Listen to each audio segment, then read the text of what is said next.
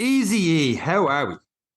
Shawnee, we're back. We're back. We're a little bit delayed. We'll talk about it a little bit, but I have a scenario to throw at you, right? So we're going to get into the podcast a little bit how after the last sheet pretty much took it out of you and it took you nearly a week to get back in the swing of things, but you're back in the swing of things. But let's extend this a little bit. You know, you're back on track with your training. You're busting your ass in the next couple of weeks. You get to the Ironman in Portugal. And you crush it. Your first Ironman ticked off. You're absolutely delighted. You're thrilled with it. You get back to Ireland. You got a couple of days rest. You've done absolutely nothing. Sunday morning comes, bank holiday, October Sunday. We know as a runner what that means. It is piss and rain outside, and you're like, "Oh man, I've already achieved the big one. Do I really need this?" Be like, you know what? I said I'm going to do it, so I'm going to do it. You get to the starting line, and it's just lashing. It's just absolute miserable day. And you say, you know what? Feck it. You know, I'm here to start line. I'll do what I can. But the gun goes off. Something clicks. You're like, oh my God, let's go. I'm feeling this today. You are feeling great. You are running up Chapel Lizard Hill as if it's a downhill stretch here. You don't even have an issue with the 30K marker with the water stations you have every year. You're bypassing everyone. You get that 25 mile thing. You see yourself on the big screen. You're like, oh my God, my hips are not going side to side or nothing. I feel fantastic here. I'm on for a PB. Over the bridge, it's out in front of you. You get to that PB, you cross the line. It is the best marathon you've ever done in your life. You are absolutely elated, Eric Lawless. And then you're handed the medal. And you look down and you see English paper 2, WB Yates. I want to know, Eric Lawless, because you've talked so much in the podcast before about the state of marathon medals in the past and your award winning Cork. What do you think of the medal this year? I haven't seen it. I was wondering where you were going with this. I was like, oh, shit. There's so many answers. Oh, no, what's he going to ask me? I haven't seen it. Have you not seen it? Yeah. I have to look at it right now. So just as you're talking, one thing about it, they have it's pretty much a picture, a silhouette of him. So we had this up on our Any Given Run Day Instagram, and that thing with the eyes emoji and what do you think is real good, not the slider. And it was actually I think he's seen it, ladies and gentlemen. I think he's seen it. So initial, like, I'm not a big one for medals. I've only got one hanging up, and that's the one at home with the folks, with my dad after doing the 2020 virtual. I'm not too sure the rest of them are, but I have my own place. They will be up somewhere. But you're a big man for your medals. Thoughts? It's just like, I don't know. We had one comment was like, we got the 20. Was it Jonathan Swift one we got? 2017, but that was still a picture of a building. It wasn't a picture of Jonathan Swift. Like in 20, that was the first one. Now that always comes to mind. Dublin Castle was last year. I actually can't even remember the other ones. Like I know I said one hanging up. I can't even remember what it is of. I know it had virtual on it. Maybe it was 2 people running side by side. I can't remember. But like, it's not like, you know, he was an elite runner or he was like, I don't think WH just think he's synonymous with Dublin. I know he was in, like, I read some stuff from him, like he was born in Sandy Mount, and I think I'm not even too sure. I'm afraid to talk anymore in case I get it wrong. But like, I know he longed for Dublin in one of his poems and stuff because that would come in English paper too. And here's a quote from W.B. Yeats. Life is a long preparation for something that never happens, just like this marathon. but speaking of quotes, they have one quote on the medal that's attributed to him. Hang on one second. I have to get the exact quote, otherwise I get this wrong. So, like, I have a quote that is on the medal that is attributed to W.B. Yeats, and it says, "There are no strangers here, only friends you haven't met yet." Haven't yet met. Isn't that lovely? Only problem is a lot of people coming out on the internet saying, yeah, that wasn't really said by WB Yates at all. That's actually someone else. That's not him. But I see how they're trying to market it by going, it's the friendly marathon. The friendly marathon. So yeah, I do get it that way. But anyway, if it's not him, that's pretty poor now. A little bit disappointing. Oh my God, I'm reading the comments. With all respect, a bit disappointed as the medal should be about the city, not a man. Yeah. What the hell is this in caps? In that case, why isn't it Michael Collins? There's a lot of negativity about it. Someone said after a terrible wooden medal after the Cork Marathon, this is looking good. Well, I suppose anything is better. Cork set the bar really low. Dublin like, we'll just edge over, I suppose. Like I don't care about it too much. I wear the t-shirt more than I wear the medal afterwards. But there are some medals like, oh, that's nice. This one I was kind of like, I haven't given too much thought. But I knew you're a big man of medals. I'm delighted we got your actual live feedback there, your instant reaction of what you thought about the medal. I'd actually stay here and read the comments all night. There's all the creativity at a banknote from 100 years ago. Last year's picture of a fairly obscure building in Dublin Castle. How can the design be so bad every year? Oh my God. No one wants a Yates-shaped medal. Anyway, I'm looking forward to getting it now. I'm gonna bring a book of poems from W.B. Yeats to the pub afterwards, and every so often I'm just gonna stand up on the stool and just start reading one of his poems, just because I can. But sure, everyone's got what's that? I will be showing up to that start line though. Right. And on that note, we hinted at how you struggled after the Lost Sheep. So we're going to hit the intro music and hit straight into this week's episode of the Any Given Run Day podcast. And let's go.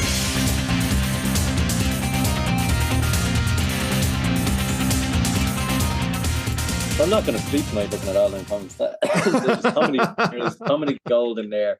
Maybe if Dublin Marathon had a podcast, that would keep them honest. Maybe they might use us. But yeah, last week. So you've done your toughest race you'd ever done.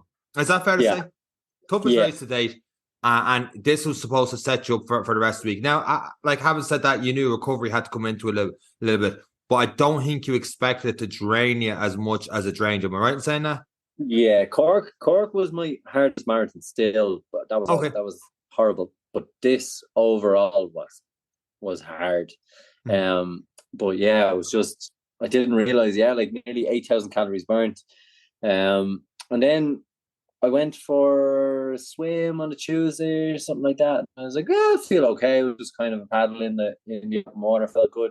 Then I tried to go on the Wednesday, maybe I'm missing up days. On the Wednesday, I tried to go and just do a 10 mile. And that was warm, but it was early-ish. It was 9:10. I got about 6K in, and I was like, I'm done. Oh, wow. I am screwed. And I'm 6K away from where I started. I was like, God damn you, out of that. So, yeah, I ended up finishing on a 13K. 13.1. I ran till 13.1 and said, let's pretend these were miles. Was it supposed to be miles there? I didn't get that comment. Were you heading now to go 13 miles, or it was just like you wanted something long? I was planning on doing a half marathon. I reduced it to a 10 mile, and then 13.1K was where I got to. So that's why I said, let's pretend this was 13.1 miles. Gotcha. But yeah, no, it was really bad. And then Thursday, after that little escapade of my 13K, I couldn't get out of bed the next morning. I was absolutely floored. I was supposed to get up and go for a cycle, and I just said to the Kate, I was like, I can't move. I'm absolutely goosed. Were you sore or drained, or what was going on? Just drained, just no energy. I didn't want to do anything. I didn't want to eat. I didn't want to train. Oh wow! I didn't want to do anything. Like it was so bad. And then I got a 5K in, and I was like, right, at least if I'm gonna hurt, I might as well do it fast. So got a 4.7K in with Rachel and Brandon just before they headed off, and I mean after 2K, I was like. And it wasn't even that fast. It was like 5-10K, 5 minutes to a 5:20, and then with a few pickups. I did 2 200-meter pickups at a 4-minute pace. I was cooked. I was done. You just hadn't recovered from the weekend, then, was it? It was just simple as that. Yeah. I know we talked before about we do marathons. It's like you take 1 mile race pace, and it's a lot. But we say 1 mile is 1 day recovery, so it should be like a 26-day recovery from a marathon before you feel like yourself again. Now, I'm not saying that is a fish or anything like that, or that's it, but all out race. So the fact you're out there for 6 hours and you were in that heat and going all out, you were never going to be 100% Tuesday, Wednesday, Thursday. So it's understandable how drained you were. But then the clock is ticking towards Portugal. Yeah. So you're recovery, get back on track, because you still got a good bit to go to get yourself there. it was a very frustrating week, and I was very hateful towards myself all week. Because I was calling myself all sorts of names, and why you don't just go up and do it? You're a disgrace. And that was pretty much me for the week. But then Saturday, I didn't do anything Saturday, and it was really good. And I took a conscious effort. I came back down to Athlone to come on to duty for 4 days, and I took a conscious effort on Saturday to go and buy good food. And I got myself into force feeding then on the Sunday of clean food, but eating it at the right times. But Sunday morning, I did my 10 mile. Sunday evening, went out and did another 6K, and a fast. My fastest 5K I've done in a while, because it's all been long and slow. And then we got another run in this morning. So I did 13.4K this morning of an interval session. So it was 10 by 4 minutes at a 4:50. So feeling really, really good. So I felt myself on the Sunday. I trained like the sun was shining. I wanted to go training. It was just lovely. I was enjoying the kilometers clipping past, which I hadn't felt even in the lead up to that race. So yeah, it was. I've been sore after marathons, but then a couple of days later, been able to jog. I've never been so drained of willpower, motivation, and I was just like, I'm done. Looking back on from now, obviously having that hindsight being 2020, what could you have done different from the last sheep? Or is it just a case of that was just the process you had to get through after doing the last sheep to throughout that week? Would you have rested more anyway till then? Would sleep have changed? Would food have changed? Or were you like, this is just something you had to go through until you felt yourself again and try and grind it out a little? Yeah, well, I suppose part of it again is not to be too harsh on myself, because we slept in a van, we drove down late, it was hot, we didn't eat right, I was eating a chip. Like, that will be one element to it. And also I trained heavy that week because I thought I wasn't going to be doing the race as well. So in a way, it was really good prep. I just didn't think it'd take 7 days to feel myself. Now, I still got a 5K in. I still got 2 swims in. I didn't touch the bike. I haven't touched the bike since. But I, I didn't lose fitness over those days. If anything, my body needed it. There was one element where my Garmin and my body actually matched. My Garmin was like, "What are you doing?" And I was like, "I don't know." But so in that sense, it was one time I was actually like, "I'm pooped," and my Garmin was like, "Yeah, look, you shouldn't be training." And anytime I went on a run, it was like progression was like -8 points or whatever. I was like, "Oh, do you know what? Maybe I just won't do anything tomorrow." Yeah, so I was just tired. In that sense, I probably would have went for a more specific kind of recovery week with more attainable goals, because part of the mental anguish I was feeling was I was supposed to go and do a 10K and I was getting into 3K and going, I really don't want to be here. I'm wrecked. Whereas if I had been like, all you have to do is a 15-minute on the bike and a 3K, then it's like, oh, okay. And then I'm like, geez, I'm pretty tired, but at least it's an attainable goal. At least the positivity might breed positivity. So, but that was it. So I don't know how I'm going to do a marathon after an Ironman a week later, but a week seems to be my recovery period. So literally nothing from the Ironman until the marathon, you'd be grand. Yeah, so that is the aim of the game. But yeah, it was surprising. It was the first time in a long time that I've been very, very just shocked at, because I wasn't sore. This is the thing. I'd no DOMs. I felt great the next day. I was walking around work, no problem. But the body, the nervous system, everything else was like, wow, you're done. So it was good. It was a good lesson. It was a good lesson in endurance and time to recover and recovery and listening to the body. Because it wasn't like it was whispering, it was screaming. And I was being harsh on myself, calling myself lazy and everything else. But looking back at it, I was like, Jesus, no, I don't feel anything like that today or yesterday. And I've trained twice today and 2 runs yesterday, and I feel great, So big eye opener. Yeah, I'm glad that self-talk has changed, because otherwise you'd be on yourself. Like, for example, the gears are switching. Like, I was doing the last sheep afterwards. I don't think you'd be like, you lazy fuck, why aren't you doing this and those, 10Ks 2 days later and stuff like that. But just before we switch gears, your final Iron, your big Iron Man is coming up. Is it 6 weeks now? 6 weeks coming? Yeah, just under, yeah. So the 21st of October, yeah. So just talking about recovery and stuff and leading in, your last event, your only big event is the last sheep between then, and that was half distance. When we're training for a marathon, you normally get a 30K or 3/4 pace in, or 3/4 distance in, I should say, before the big one. Do you have a training day, or is there a need for a training day where you have to get closer to 3/4 of the way done? Do you spread out over a weekend? Is that been your thought process? Or is it like, if you do that, the recovery is just going to be another week to recover because of how taxing it is towards the Ironman? And this is something I genuinely don't know the answer to. I'm more just curious in that, the way you're talking recovery, trying to get more in and getting that balance. Does something happen 3 weeks beforehand, or have you thought that far? Have you talked to your coach in that? Yeah, so looking at the plan for the next 2 weeks, so the aim of the game for the next 4 weeks. So an Ironman is a lot of suffering, is what I've been told. And what I do over the next 4 weeks determines the level of suffering. So the training intensity is there during the week. So there's 2 days, most days. And then on the weekend, there is a 5-hour cycle with a 2-hour run off it. So like, I hope to cycle it in 6, and I hope to do a marathon in 5. So I think without really burning out, it is as close as I can get to that. And hopefully develop a little bit of muscle memory from the last sheep, that the body's like, oh, we've been here before, you didn't die.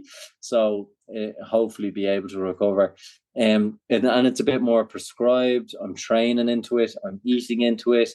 I'm getting the rest for it. It's all planned. There's no van.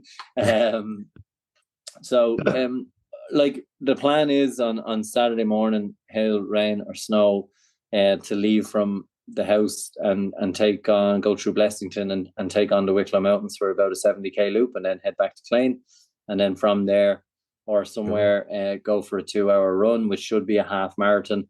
And that, if I can do that twice, 3 times, maybe 4 times in the next 4 weeks, mentally, physically, I should be like, the last half marathon.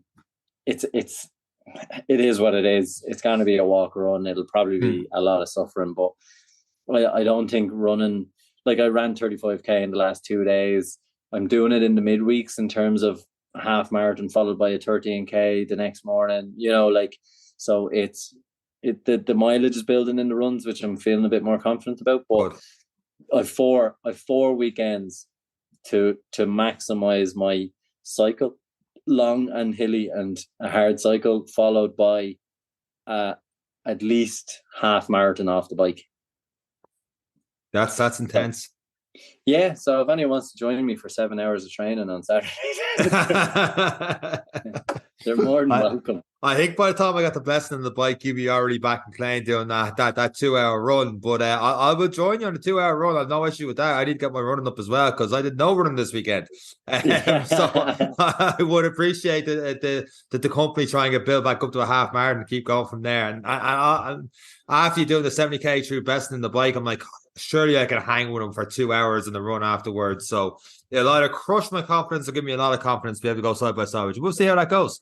Yeah, so look, with 5 hours on the bike and then a bit of a hills and stuff like that, it should be about 130, 140 kilometers. Like, it's because I want to do it in about 6.5 hours, thereabouts. So in reality, it should be 140K, 150K cycle, followed by the half marathon. So in terms of looking at the wall, it doesn't get much more than that. And if I can do that a couple of times, seems to be the plan over the next couple of weeks before a taper, just for confidence alone, it's great. But like, even thinking about it now, like, I haven't even factored in the swim or the extra half marathon or the extra 30K on the cycle. Like, it's just like, and that's a 7-hour day. You're like, oh my God. So the things you sign up to. Yeah, it is a big commitment, and something I'm probably didn't give myself enough time for, but equally stubborn, so I balance that. But if anything, a great foundation for half distances, you know, like I've a good foundation there. I can actually swim a little bit better. You know, like I have a good appreciation of the bike and the half distance and stuff. So there's been a lot to learn from it, but and a lot of nerves in the, like, I'm nervous training now because I'm like, I've only got 6 weeks. Like, this is a big race. And it was only when someone was asking me to describe the distance, I was like, so you have to swim 3.8 kilometers, then you have to cycle to Galway from Dublin, and then run to Ennis. So when you put it in that kind of scale, it's like, oh shit, that is a long way. But yeah, you're running into Clare from, you know, like it's just show you when you work out 180k, it's about Athenry, and then if you run the N17 down, like you're not far off it. Like it's a hell of a distance to be covering. So but yeah, we'll see what happens. I'm afraid to ask this question. I'm sensing that maybe I'm wrong. Are you regretting doing the full instead of your first time being a half Ironman, or is this always the goal? You had to go the full. Nah, do the full. I'll do a half while doing the full. Well, you will hopefully twice. Yeah, look, that's it. It's no, I don't regret it. I think if you're not afraid of something, you shouldn't be doing it. Agreed. And this is scaring the life out of me. And that's what you should. Yeah, and that's where, if I can get to the other side of this and survive it, and okay, just cross the line, forget about times. The ultimate goal is cross the line. Times is a bonus. But if I can do that, like the personal development that happens, the appreciation for commitment, consistency, discipline, like all of those things for the last it's been 14 weeks now, all add up to something. Don't know what it is yet, but an appreciation for that. The training I've got, the everyone who's given me a hand, Lorca and Eugene here, Matt Carroll, you know, like the coaches, Connor Tiernan, everyone has given me a little nugget and a little bit of support, and it's just great. It is it's absolutely phenomenal to develop, you know, and train with different people and just learn a thing or two, you know. So it's been really, really good. It's been really, really good. But again, get to the start line, get out of the water, and then if I have to walk the marathon, me and you nearly walked the marathon. So yes, I know we know what it's like. It's just a long day. Finish it in 6 hours, you know. So I'm not worried about not finishing once I get to the marathon. That's a given, unless I'm severely injured. But like the bike can break and mess you up, you know, and that could just be if you're 100k out and you have to walk that, like that's not going to happen on the bike. But if you get to the starting line, like we both know it's a long day. It's 5-6 hours, but like, you know, okay, right, this is just gonna be one of those days, but it's gonna be a hell of a finish. I just got another 6 hours just before I get to soak it all in and cross that finish line. And it's gonna be class. But absolute best luck. And the town itself, the pictures look amazing. It looks beautiful. The cycle looks beautiful. It's coastal, you know. So, and that's what I'm gonna do. I'm gonna slow it down into what's to just keep me going, take it all in, enjoy the view. And if I miss it on the first lap, I've 90k on the second lap.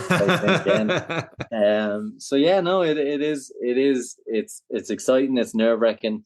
We're going to have a couple of guests on over the next few weeks, so this will probably be the last real check-in of my training, my feelings up until the event, probably. So it is scary. It is a big task. I just hate the fact I'm surrounded by so many people who do them so often, because they just make it seem so average, and I'm like, why can't I do this? that lifts you up as well, though. The fact that you know it could be done, and those around you see your training, what they're putting in, it's kind of like, right, that is the level I need to put in to get there. So that could be, you can look at that two which ways, like, they're making it look too easy and I can't do that, and beat yourself up, but why am I doing this? Or it's like, okay, I see what they're doing now, I just need to put in the work and reap the rewards in 6 weeks' time. Yeah, no, absolutely. And and see, another little element that I'm going to be conscious to add in is the sauna. If there's one thing I learned on the last sheep, when I got warm, I fell to pieces. Right. It just because I had burnt up so much of that energy, that the heat in the last part of the day was just not good. Manageable on the bike, not so manageable on the run. So I'm going to add in a little bit of sauna work, just even 25-30 minutes, just to. There's every sort of keys and notes and studies to say it benefits, but for me, just a little bit of heat endurance after a swim, and just a little bit of acclimatization before I go there, because the last actually few days were great for training. Even Garmin was like, "Oh, we're acclimatizing to the heat." I was like, "My God!" But the other element is it's going to get colder here, so it's just something I'm factoring in. The jumpers and the hats might come out for a couple of runs stuff. Yeah, but it is important to train that a little bit harder, so on the day it feels easy. Yeah, 100% agreed. 100% agreed. As easy as an Ironman can feel, it won't feel easy at all. Yeah, no, you get there. You get there 6 weeks, and you'll get there. I wish I could join you all the running and stuff, but I did one 10K run the Wednesday. Did the 4:48, knocked me out more so, and then I spent all Sunday evening in the gym just doing pull-ups all day. So that's been my training for the Dublin Marathon. To set the background, I have never been so entertained watching a man do 4 to 5 pull-ups on the minute every minute. I had it on the phone here, and I was like, "Oh, there he goes again." and it wasn't just me, because the 2 or 3 lads then were all kind of, because we took a couple of taskings, so in between taskings I'd click in, "Oh, what video is he on now? Oh, the 1250 to 1500. Like, I'll be looking around watching you doing it. Like, we were on the pad in Galway Hospital watching a grown man do pull-ups on our phone. What else was you doing on Sunday? So thunder, lightning, rain was suspended for the Irish Open. So like the soccer match wasn't on that evening, the American football wasn't back that evening. So the way we went. But it's something that I've had this in mind for a good 2 years to get pull-ups. Wasn't too sure the number. And then when the hamstring went, we talked for the podcast, doing yoga and all the rest. I was like, right, I'm doing upper body stuff. So I was bench and pull-ups. And I was like, okay, well, if now the running's starting to come back in, it's either I go all in the pull-ups and get this challenge, this little itch to scratch and see how it goes. So I did 750 2 weeks ago.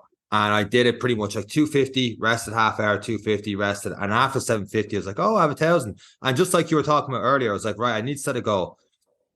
I knew there and then after 750, it's like, I could do 1,000. And I think I might be okay. I might be able to do 1,500. I don't know. 2,000 scares the shit out of me. Yeah. And it sounds great. So I guess we're doing 2,000. And there was plenty of times on Sunday where I was like, Seán, you should have just said 15 or coasted on 1,000 and be grand. But I wanted it longer and create a journey throughout the day, because the longer I was doing, the more of a journey, the more people were going to donate to the charity. It was World Suicide Prevention Day. It was something I wanted to do I wanted to do for something local in the area. I ended up picking Jigsaw because people are saying to do a lot of great things out in Nace, that they're nearabouts there. So I ended up picking them for the charity. And we all have different reasons and stuff that comes with that, myself and yourself included. So 254 in the minute. Like, I built up that the most I could do was 3 every 30 seconds. And I could get an hour comfortably. So I get 360 an hour, but I was afraid of burnout. So I was like, right, we'll start on the minute. I'll give myself a good start at 6 o'clock in the morning, get myself set up and go from there. And because I want as many eyeballs on it as I can and notifications, I started to do Facebook Live and Instagram Live. I'm going to get to a techie part, but this makes sense later in the story. You could do Instagram Live and have it on mute, which is important for music to play, because otherwise copyright music. But with Facebook Live, you can't go live and have your microphone on the laptop on mute. So I had like just random mixes in the background. I had the slider as low as I could in the microphone, because people are coming in and out and supporting me, which is absolutely fantastic. But I didn't want their conversations coming across on the laptop or feeling like they couldn't say anything. So obviously 6:45 was by the time I got started, laptop set up, phone set up, and away I went, hit the live and boat.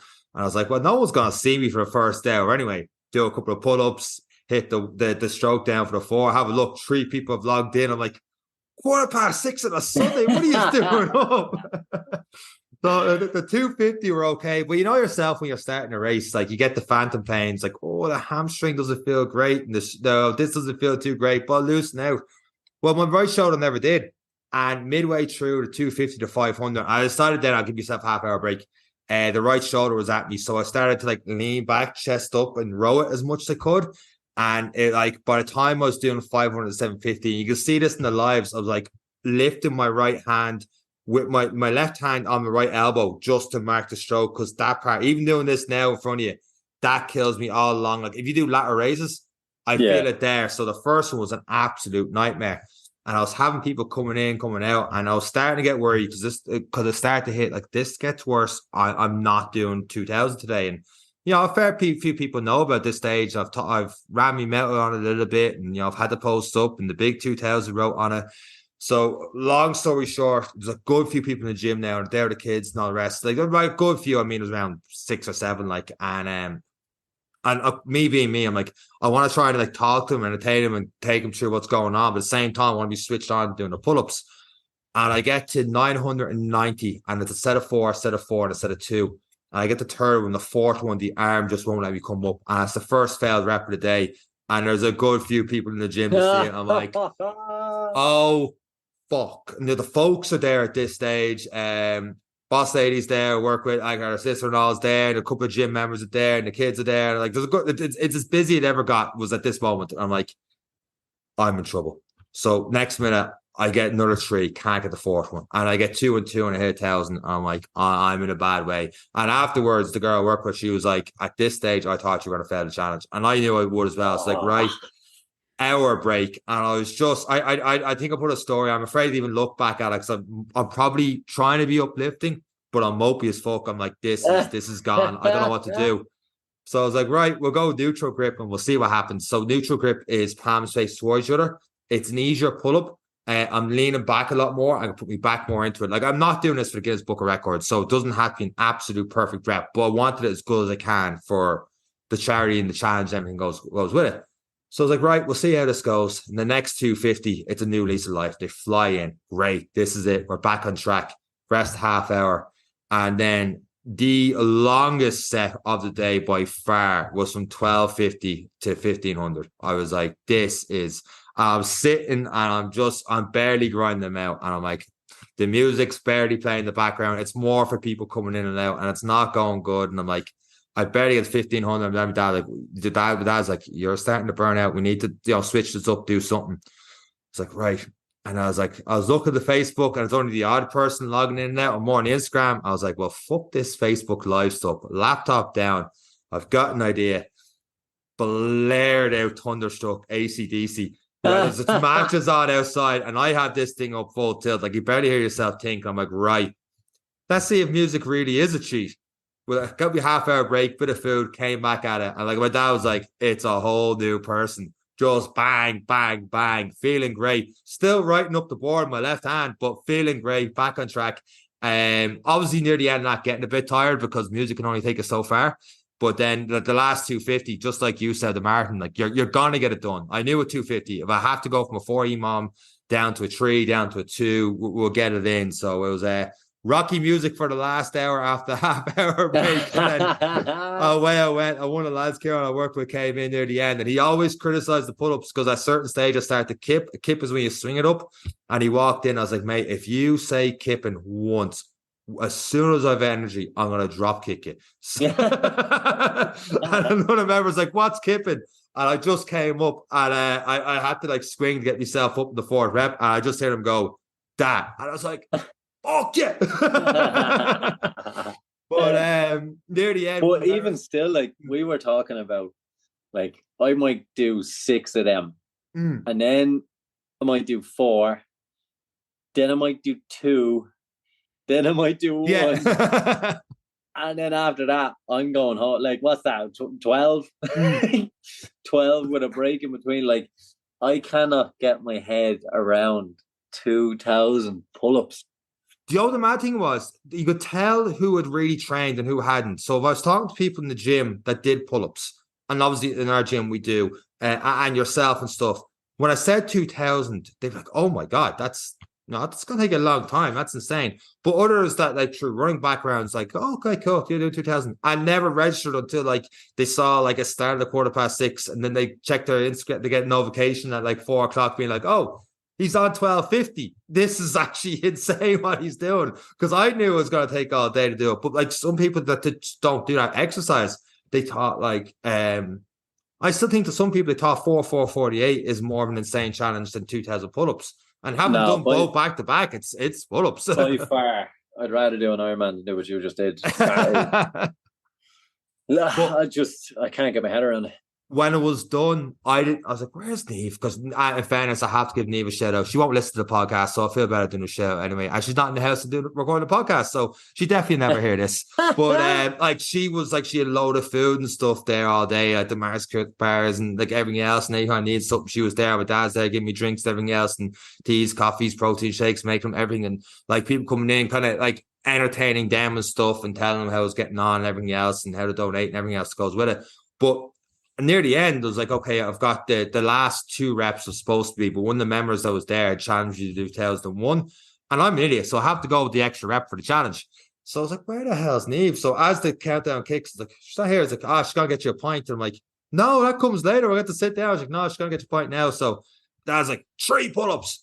Fuck, right, up we go. 1, 2, held it for the 3. I tried to stay cool, but I just let out a big fucking roar. So I was like, it got to me a bit, that last one. I thought I'd be all right, and I wasn't. Like, Jesus. Eventually got it done, turned around. The Instagram live was still on. You can still see this. I haven't watched it back, though. But someone, I can't remember who, me came back, just threw the point at me. And like, oh, photo. So I'm taking a photo, but the whiteboard out of 2001, and my hand's like this. Like, I can't, if you watch any of my races, like it's just shaking like mad left to right. If you watch any of my races at the end of a run or a group photo, even the one yourself and Aaron took at the Ring Kerry, the other arm always goes up and the thumbs up. The thumbs up, the real awkward thumb, yeah. Couldn't get it up for the thumbs up. My dad put a picture today, you'll see it. You see the thumb was a little bit of way up, but what it's really doing is holding the pint glass with 2 hands because I couldn't. The arms were shot. God, in bits. So at 7, I started at 6:15. At 7:07 or 7:08, I got 2,000 pull-ups, and we had hit over €2,005 at that stage because before the last one we had just gotten more pull-ups that money. So I had a big plea. I was like, here, it's a race I don't want to win. Let's try and get 2,000. So seeing that, and it's gone up to 2,350. It was a bit of a Rocky music would do it to me, but like with that and getting to pull-ups, I never thought I'd get to and everything else. And even think about it now, I'm like, oh, I'm gonna take a second here about that. Like it's like when you cross the marathon, your first one, not our first one, the one where you felt like we ran it, that kind of emotional feel that was there, and the cause to go with it and everything else. You're always thinking about other people and stuff. So it was, it's a day I won't forget. The bit about that is, okay, you people there. You said it, so you were doing it, but like it wasn't an event. There was no medal. There's no nothing. It's you and a pull-up bar for 13 hours. Like that is disgusting. The hands are burning. I can't raise my arms over my shoulders right now. Like I know you wouldn't take a WB Yates medal for doing it, but a medal is something.